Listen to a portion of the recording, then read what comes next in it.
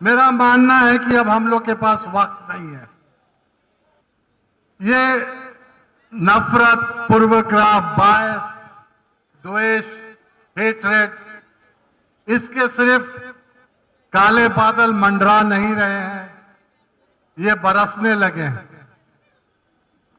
और अगर आपने बारिश नहीं देखी है तो आप खुश नसीब हैं, पर आंख खोलिए, ये बारिश रही है और इस बारिश से हम लोगों को अपने को बचाना है और इस पार्टी के माध्यम से सही दिशा देने के लिए राज्य को और हो सके तो केंद्रित शासन को अपने स्तर से संघीय ढंग से फेडरलिज्म का सहारा लेके उसका विरोध प्रतिरोध करना चाहिए। ये आज की लड़ाई है और इस लड़ाई से हम लोग अलग नहीं रह सकते। किसी ने बताया कि पटना में पुराने म्यूजियम से, पटना म्यूजियम से बिहार म्यूजियम तक 100 करोड़ की लागत से एक सुरंग बनने जा रही है। यही हमारी प्राथमिकता है क्या? हमारे बच्चों के स्कूल में टीचर नहीं है, आप खिचड़ी के नाम में 150 बच्चे लाते हैं। स्वास्थ्य के लिए आपके पास पैसा नहीं है और हम सुरंग बना रहे हैं 100 करोड़ पर। आप लोग खुद सोचिए कि क्या आपके कल्याण की बात, आपको विकसित करने की बात, आपको न्याय दिलाने की बात जो पार्टियां भी हैं उनसे आपको हासिल हुआ है कि नहीं हुआ है? और आपको खुद जवाब मिल जाएगा कि क्यों नई पार्टी की जरूरत है। कि जो भी वाहन है, जो भी पार्टी है, जो भी राजनीतिक दल है, उसका नेतृत्व कौन कर रहा है, उसमें कौन कौन से लोग जिम्मेदारी के ओहदे पे बैठे हुए हैं और कौन झोला ढोता है और कौन मेवा खाता है। आप लोग सब जानते हैं कि इन पार्टियों में झोला हम लोग ढोते हैं, हम ढोते हैं, दलित भाइयों ढोते हैं, अति पिछड़ा ढोते हैं और हमारी शक्ति से लोग चुन के आगे जाते हैं। पर जब बारात पहुंच जाती है शादी के घर पे और सत्ता में लोग आ जाते हैं तो हमें बाहर रोक दिया जाता है। हमें हमेशा ऐसे लगता है कि जैसे शादी में हम लोग सर पे लाइट ढोने वाले हैं और रोशनी बारात चलती जाती है हमारे रोशनी से, और घर के बाहर रख के सबसे आखिरी में जब खाना बच जाता है तो हम लोग को दिया जाता है। कि क्या हम लोग ऐसी पार्टी बना सकते हैं जिसमें सिर्फ हमारा कल्याण ही नहीं हो पर जिसमें हमारा हक भी मिले, जिसका प्रतिनिधित्व हम लोग करें, जिसके लीडरान हम लोग हों। हम लोग बहुत झोला ढोए हैं, अब हम लोग आगे बढ़ना चाहते हैं, अपनी पार्टी बनाना चाहते हैं। ये कैसा न्याय है कि 1% लोग 60% धन पे हिंदुस्तान में बैठे हैं। लोग बात करते हैं विकास की, विकास दर की, 7%, 6%, 5%। क्या मतलब है उस विकास का, उस विकास दर का, अगर आप जैसे लोग तक विकास नहीं पहुंच रही है? हमें हिस्सेदारी चाहिए। जो देश में विकास होगा समावेशी विकास होना चाहिए, सबके लिए विकास होना चाहिए, आपके लिए विकास होना चाहिए, गरीब गुरबा के लिए विकास होना चाहिए, चंपारण के लिए विकास होना चाहिए। इसीलिए आज हम लोग नई पार्टी का गठन किए हैं कि इसके लिए हम लोग संघर्ष करेंगे और लड़ेंगे। हिंदुस्तान और उससे ज्यादा बिहार एक नौजवान समाज है। उनके लिए क्या किया जा रहा है? बेरोजगारी की कोई बात करता है तो उनको सिर्फ हमारा पश्चिम सरहद दिखता है और तो कोई बात नहीं होती है। तो ये जो बेरोजगारी का मसला है, ये जो नौजवानों का मसला है, अगर आप इन नौजवानों को शिक्षित नहीं कीजिएगा, इनको स्वास्थ्य नहीं दीजिएगा, इनके हाथ में हुनर नहीं दीजिएगा, तो इस देश का क्या भविष्य होगा? हमारी पार्टी इन नौजवानों के लिए संघर्ष करके उनको एक मजबूत हिस्सा समाज का बनाना चाहती है। और हम जब बैठते हैं लौरिया में, 70% जो लोग मेरे पास आते हैं कोई ना कोई थाना का मामला लेके आते हैं कि इसको उठा लिया, उसको उठा लिया, या वहां सिफारिश कर दीजिए, वहां सिफारिश कर दीजिए।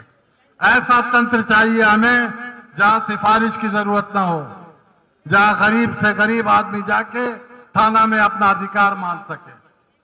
सब लोग, हम लोग को मिलके ऐसे तंत्र तैयार करने की जरूरत है।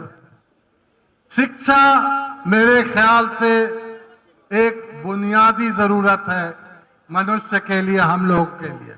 जिसके पास पैसा है वो तो प्राइवेट स्कूल में अपने बच्चों को भेज सकता है। शायद ही मैंने कोई सार्वजनिक सरकारी प्राइमरी या सेकेंडरी स्कूल देखा हो जहां अच्छी पढ़ाई हो, और अच्छी पढ़ाई का सिर्फ एक मापदंड है,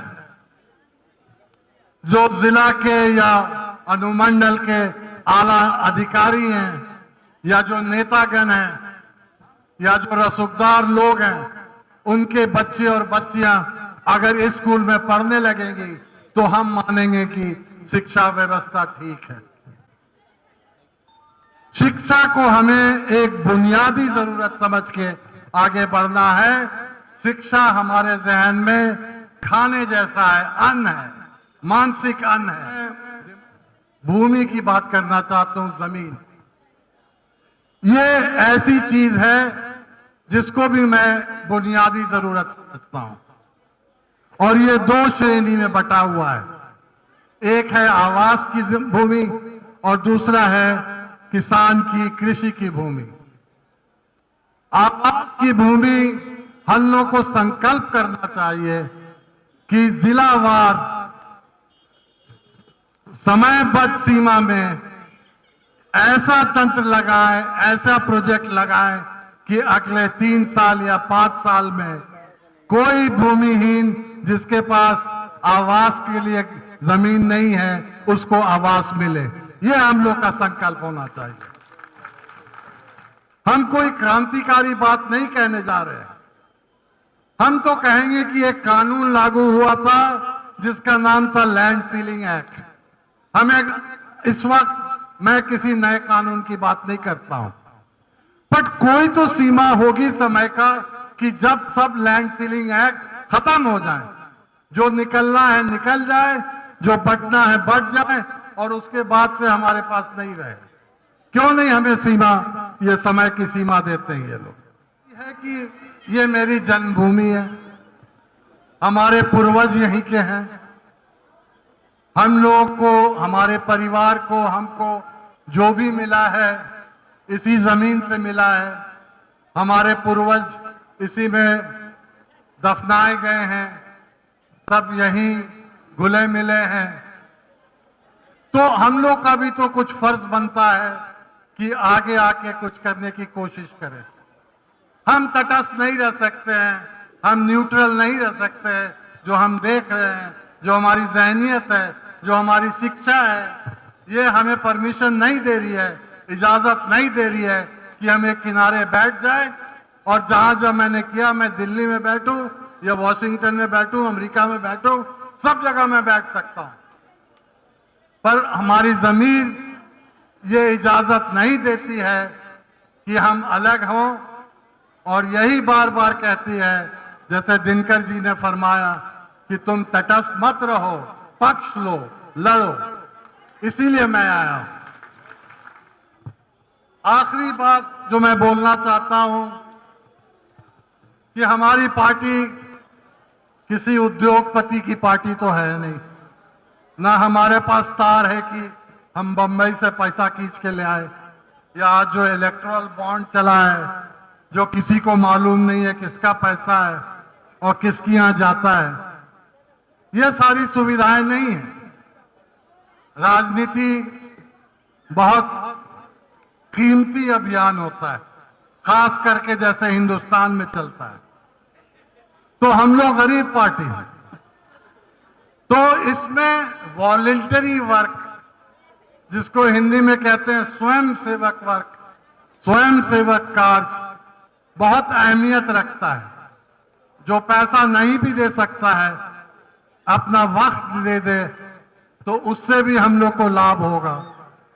तो अपने को आप लोग सब स्वयं सेवक समझिए, राष्ट्रीय स्वयं सेवक नहीं, संघर्ष स्वयं सेवक समझिए। और बोलिए जोर से आवाज में, पहली बार जय चंपारण, जय चंपारण, जय बिहार। सुनाई नहीं दे रहा है?